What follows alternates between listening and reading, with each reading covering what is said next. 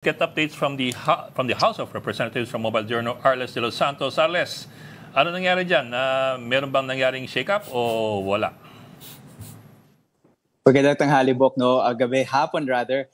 Kanina nga inaasahan natin kung magkakaroon din ng pagbabago sa liderato dito sa Kamara dahil nga may mga bulong-bulungan na umiikot. Pero so far ay wala naman pagbabago at natapos ng sesyon ng Kamara sa araw na ito. Pero kaninang umaga ay kagtulad daw ng nakagawian nga ay nagkaroon ng institutional courtesy para sa Office of the President matapos nga nitong sumalang para sa budget deliberation nito para sa taong 2026. Kung titignan natin, 72% na mas mataas yan kumpara sa kasalukuyang budget nito na nasa 15 bilyong piso at 84 billion pesos. Ang malaking bahagdan niyan ay pupunta nga sa intelligence and confidential funds na nagkakahalaga ng 4 billion pesos, no? Samantalang ang 7 billion pesos naman dito ay nakalaan para sa 17 billion pesos ang nakalaan para sa ASEAN Summit at related meetings para sa 2026. Pero syempre 1 bilyong piso ang mas mataas na budget na inaasahan nating mailalagay sa Office of the President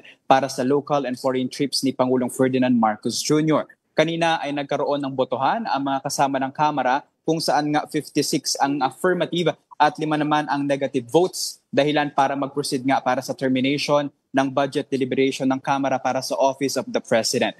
Pero paglilinaw naman ng ilan sa mga kasama natin dito sa House Appropriations Committee na magkakaroon pa rin ng pagkakataon ang mga kasapi ng minorya at iba pang kasama sa Kamara na makapagtanong at busisiin pa ang budget ng Office of the President kapag ito nga ay sumalang na sa plenaryo dito sa House of Representatives. Balik sa inyo.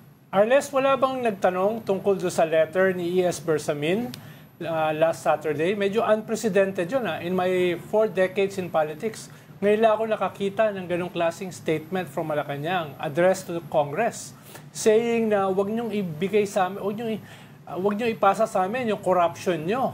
At huwag niyo kami i-blackmail, huwag niyo kami i-hold hostage yung aming budget. At ikatlo, kayo naman yung maglinis ng bahay niyo. Medyo, ngayon lang ako nakakita ng ganong ka-antagonistic na letter from the ES representing the President. Wala ba nagtanong niyan sa hearing? Kagaya ng marami naitanong din yan, dahil nga kinatuwan ni ES Lucas Bersamin itong Office of the President.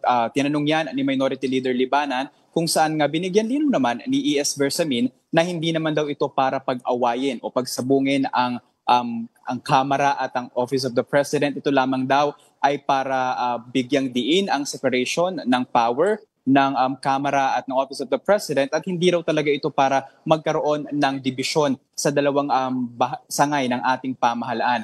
Pero kanina nga nakita natin kumpara sa letter na nakita natin kahapon mas naging kalmado. Medyo kumambyo si E.S. Bersamin at patunay nga dyan. Nagkaroon pa ng courtesy call ito kay House Speaker Martin Romualdez matapos ma-terminate ang meeting ng budget briefing ng Office of the President. Maraming salamat. Arles de los Santos, live from the House. Thank you, Arles.